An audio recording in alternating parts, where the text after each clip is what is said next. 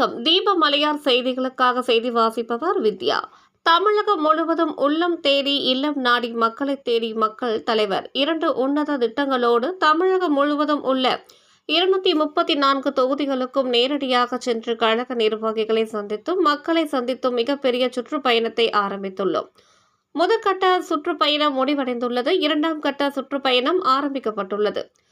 தேமுதிக ஆரம்பிக்கப்பட்ட செப்டம்பர் 14 வரை தொடர்கிறது. அதற்கு அடுத்தது 3ஆம் கட்ட பயணம் அறிவிக்கப்படும் என்று கூறியவர் தொடர்ந்து பேசுகையில், போகும் இடம் கட்சிக்கும் தலைவருக்கும் மிகப்பெரிய வரவேற்பை தருவதை தங்களால் காண முடிகிறது. விஜயகாந்த் மக்களை விரும்பிய ஒரு தலைவர். கேப்டன் எப்பொழுதுமே மக்களின் தலைவர். மக்களை உண்மையாக நேசித்த தலைவரை இன்று மக்கள் உண்மையாக நேசிக்கிறார்கள். இன்று திருவண்ணாமலையில் அருணாச்சலேஸ்வரர் உண்ணாமலை அம்மன் ஆசீர்வாதத்தோடு இன்று மாலை ரத யாத்திரை சுற்றுப்பயணம் மேற்கொள்ளப்படுகிறது. நீண்ட நாட்களுக்கு பிறகு திருவண்ணாமலைக்கு நான் வந்துள்ளேன். திருவண்ணாமலை மாவட்டத்தில் மூங்கில் துறை பட்டியில் இருந்தபோதுதான் கேப்டனின் மனைவியாக கடவுள் அருளால் திருவண்ணாமலை மண்ணில் இருந்து தான் சென்னைக்கு சென்ற அந்த நாட்களை நான் மறந்துவிட முடியாது. கேப்டன் ஒரு சிவன் பக்தர். அண்ணாமலையார் மீதும் உண்ணாமலை அம்மன் மீதும் பற்று கொண்டவர். எப்போதும் குடும்பத்தோடு வந்து தரிசனம் செய்த நாட்கள் தற்போது தன் கண் முன்னால் வருகிறது. மதுரையில் மாநாடு வைத்து கட்சி ஆரம்பிக்க போகின்றேன். எந்த தேதி என்பதை அறிவித்ததும் இதே திருவண்ணாமலையில் இருந்துதான் என்று கூறியவர், தேசிய ஜனநாயக கூட்டணியில் இருந்து ஒவ்வொருவராக வெளியேறுகிறார்கள். அதை பற்றிய உங்களுடைய கருத்து என்ன என்பது குறித்து செய்தியாளர் எழுப்பிய கேள்விக்கு பதில் அளிக்கையில், விலகுவது என்பது அவரவர்களுடைய விருப்பம். ஏதோ ஒரு காரணத்திற்காக அவர்கள் விலகுகிறார்கள். 2026 நடிகர் விஜயுடன் உங்கள் கூட்டணி பற்றிய கேள்விக்கு பதில் அளிக்கையில், தேமுதிக கூட்டணி அறிவிப்பு 2026 ஜனவரி கடலூரில் 9ஆம் தேதி கூட்டணி பற்றி நாங்கள் தெளிவுபடுத்துவோம் என்று கூறியவர், இந்தியாவில் ஜிஎஸ்டி வரி குறைக்கப்பட்டுள்ளது. அதை சிதம்பரம் அவர்களும் வரவேற்றுள்ளார்கள். தேமுதிகவும் வரவேற்கிறது.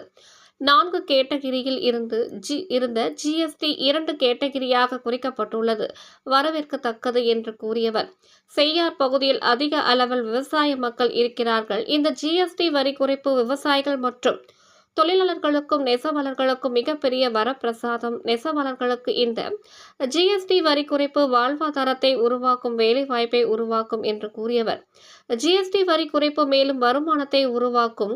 அமெரிக்க அதிபர் ட்ரம்ப் 40 முதல் 50% இந்தியாவுக்கு வரி விதிப்பு போட்டார். இந்தியாவை சந்தித்துவிடும். அத்தனை தொழில்களும் முடங்கிவிடும். ஏற்றுமதி இறக்குமதி கேள்விக்குறியாகிவிடும் என்றெல்லாம் பேசப்பட்டது. நிறைகுடம் தழும்பாது என்பது போல் மோடி அமைதி காத்து ஜப்பானுக்கு சென்று பிரதமரை சந்தித்தார். உச்சி மாநாட்டில் சைனா, ரஷ்யா போன்ற பெரும் அதிபர்களை சந்தித்தார். இன்று சமூகமாக அந்த பிரச்சனைக்கு முற்றுப்புள்ளி வைத்துள்ளார். பாகிஸ்தானுக்கு மிகப்பெரிய செக் பாயிண்ட் வைத்துள்ளார். நாங்கள் தான் வல்லரசு நாடு என்று மார்க்க தட்டி கொண்டிருந்த ட்ரம்புக்கு அமெரிக்காவுக்கு மோடிஜி செக் பாயிண்டை வைத்துள்ளார்.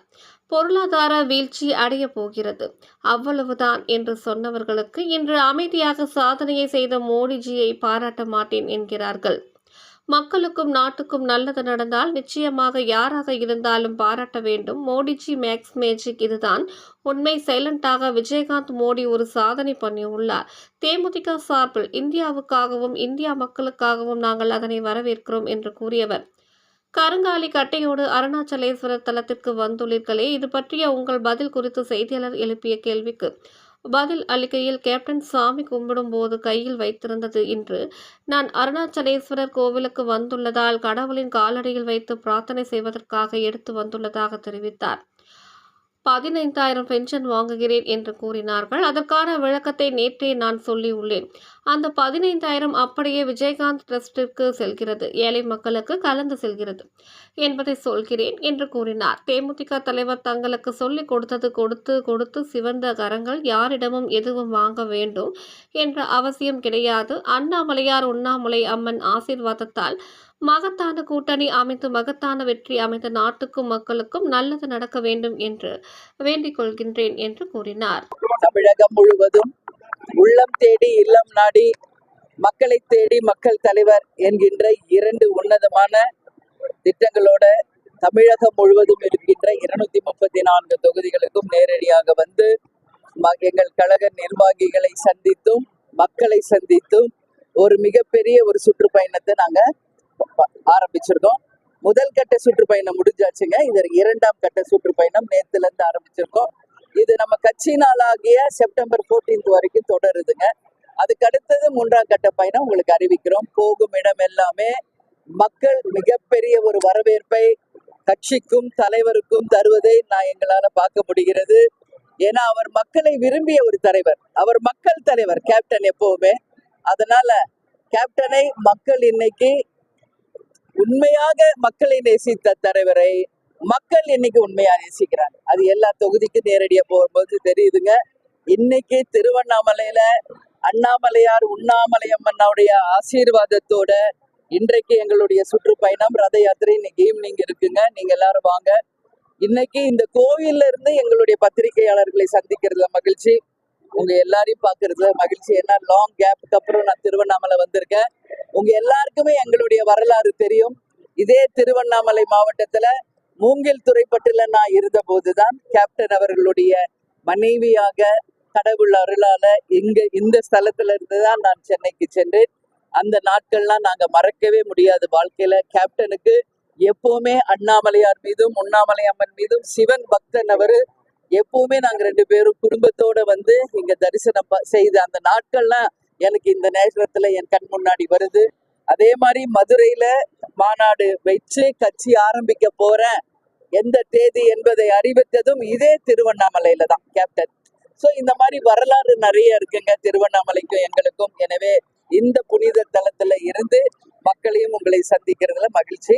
நீங்க எதுவும் கேள்வி கேட்கலாம் கேளுங்க. எப்படி பாக்குறது, அவங்கவுங்க விருப்பங்க. இவ்வளவு நாள் அவங்க இருந்தாங்க, நம்ம ஏதாவது கேட்டோமா? இப்ப ஏதோ ஒரு காரணத்துக்காக அவங்க விலகுறாங்க. எதுக்கு விலகுறாங்க என்பதை நான் பதில் சொல்ல முடியாது.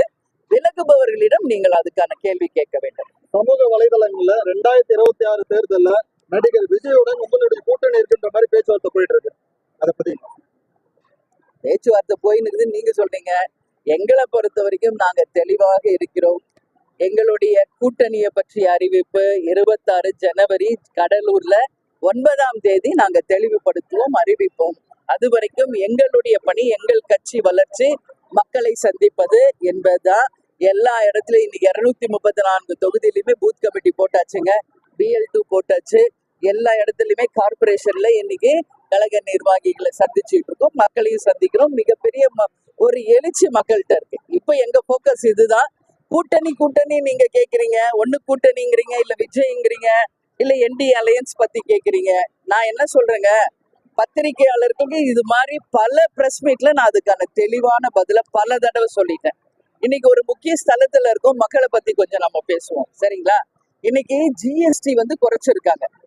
எப்படி 4 கேட்டகரியில இருந்த GST 2 கேட்டகரியாக குறைக்கப்பட்டு இருக்கிறது. அதாவது முன்ன 4, 8, அதே மாதிரி 18, 48 இருந்தது. இப்ப குறைச்சி இப்ப என்ன பண்ணிருக்காங்க, 2 கேட்டகரியா மாத்திருக்காங்க. ஒண்ணு 8, இன்னொன்னு 18, இந்த மாதிரி இல்லைங்களா, 12. இதனால எவ்வளோ மக்களுக்கு இன்னைக்கு அதனால பலன் அடைகிறாங்க. இப்ப நேத்தெல்லாம் நான் இங்க தொகுதி முழுக்க போயிட்டு வந்தேன். செய்யாறுல ஆரம்பிச்சு செம்பாக்கம் வரைக்கும் எல்லாம் விவசாய மக்கள். இன்னைக்கு இந்த வரி குறைப்புனால நிச்சயமாக தொழிலாளர்களுக்கும் அதே மாதிரி விவசாயிகளுக்கும் பெரிய ஒரு ஹெல்ப். நேற்று ஆரணியில தான் நாங்க ரத யாத்திரை போனோம். மொத்தமே அங்க நெசவாளர்கள் வாழ்கின்ற பூமி. இன்னைக்கு நெசவு ஒரு பெரிய கேள்விக்குறியா இருக்கு. இந்த GST வரி குறைப்பு எல்லாருக்குமே ஒரு மிகப்பெரிய ஒரு வாழ்வாதாரத்தை உறுதி செய்யும், வேலை வாய்ப்பை உருவாக்கும், வருமானத்தை முன்னேற்றும் என்பதுல மாற்று கருத்து இல்லை. எதிர்கட்சியில இருக்கின்ற காங்கிரஸ் உடைய முன்னாள் பினான்ஸ் மினிஸ்டர் ப. சிதம்பரமே இந்த GST வரி குறைப்பை வரவேற்கிறார். அதனால தேமுதிக இந்த GST வரி குறைப்பை வரவேற்கிறோம். அது மட்டும் கிடையாது, ட்ரம்ப் அவர்கள் 40% இந்தியாவுக்கு வரி போட்டார். இந்தியாவே ஸ்தம்பிக்க போகுது பொருளாதாரத்துல. இனி அத்தனை தொழில்களும் முடங்க போகிறது, ஏற்றுமதி இறக்குமதி கேள்விக்குறியாக போகுதுன்னா எல்லாரும் பேசினாங்க. நிறை குடம் தழும்பாது என்பதற்கு போல மோடிஜி அமைதி காத்தார். போனாரு, ஜப்பான்ல அந்த பிரதமரை சந்திச்சாரு, உச்சி மாநாட்டுல சைனாவை சந்திச்சாரு, ரஷ்யாவை சந்திச்சாரு அதிபர்களை. இன்னைக்கு சுமூகமாக அந்த பிரச்சனைக்கு முற்றுப்புள்ளி வச்சிருக்காரு. இன்னைக்கு நம்மளுடைய எதிரி நாடான பாகிஸ்தானுக்கு மிகப்பெரிய ஒரு செக் பாயிண்ட் வச்சிருக்காரு. நாங்க தான் வல்லரசு நாடு என்று மார்த்தட்டி இருந்த ட்ரம்ப் அமெரிக்காவுக்கு நம்மளுடைய மோடிஜி ஒரு செக் பாயிண்ட் வச்சிருக்காரு. நான் என்ன சொல்றேன், பொருளாதார வீழ்ச்சி அடைய போகுது அவ்வளவுதான் சொன்னவங்கெல்லாம் இன்னைக்கு அமைதியாக அந்த சாதனையை செய்த மோடிஜியை பாராட்ட மாட்டேங்கிறார். நான் என்ன சொல்றேன், மக்களுக்கு நாட்டுக்கு நல்லது நடந்தால் நிச்சயமாக யாரா இருந்தாலும் பாராட்டணும். மோடிஜி மேக்ஸ் மேஜிக், இதுதான் உண்மை. இன்னைக்கு சைலண்டா ஒரு சாதனை பண்ணியிருக்காரு. தேசிய முற்போக்கு திராவிட கழகத்தின் சார்பாக இந்தியாவுக்காகவும் இந்திய மக்களுக்காகவும் அதை நாங்கள் வரவேற்கிறோம். உங்க கேள்வி இதேதாங்க. எப்ப பார்த்தாலும் செங்கோட்டையை 10 நாள் கெடு வச்சிருந்தா அவரை போய் கேளுங்க, செங்கோட்டையன் கெடு வச்சிருக்கீங்களா என்னன்னு அவர்கிட்ட கேட்கணும். சரிங்களா? வேறங்க, கையில கருங்காலி கட்டையோட அண்ணாமலையார் கிட்ட வந்து ஆமாங்க. இது வந்துங்க, நீங்க அப்ப இருந்து கேட்டுக்கிட்டு இருக்கீங்க. இது தலைவர் கேப்டன் அவர்கள் வச்சிருந்ததுங்க. அவர் எப்பவும் அதை வந்து சாமி கும்பிடும் போது வைப்பாரு. நான் இன்னைக்கு அண்ணாமலையார் உண்ணாமலை கோயிலுக்கு வந்ததுனால கடவுளுடைய காலடியில வச்சு பிரார்த்தனை செஞ்சு இதை வீட்டுக்கு எடுத்துட்டு போறேன். அவ்வளவுதான், வேற ஒண்ணும் கிடையாதுங்க. இதுதான். இவர் ரொம்ப நேரமா அதை கேட்டுக்கிட்டே இருந்தாரு. அதுக்கான விளக்கத்தையும் நான் சொல்லிட்டேன். சரிங்களா? அதே மாதிரி 15,000 ரூபாய் நாங்க பென்ஷன் வாங்குறோம்னாங்க. அதுக்கான விளக்கத்தை நேற்று நான் சொல்லிட்டேன். அந்த 15,000 அப்படியே வள்ளல் விஜயகாந்த் ட்ரஸ்ட்டுக்கு தான் போகுதுங்க. எவ்வளவு ஏழை மக்களுக்கு டெய்லி ஹெல்ப் பண்றோம், அதுல இந்த 15,000ம் கலந்துரும் என்பதையும் சொல்றேங்க. ஏன்னா தேமுதிக தலைவர் வந்து எங்களுக்கு சொல்லி கொடுத்து கொடுத்து சிவந்த கரங்கள், யார்ட்டையும் எதுவும் வாங்கணும்னு அவசியம் கிடையாது. எனவே அண்ணாமலையார் உண்ணாமலை அம்மன் அருளால ஒரு மகத்தான கூட்டணி அமைஞ்சு மகத்தான வெற்றி 26 அமைஞ்சு அது நாட்டுக்கும் மக்களுக்கும் நல்லது நடக்கணும்னு சொல்லி நான் வேண்டிக்கிறேன். சரிங்களா? நன்றி, வணக்கம்.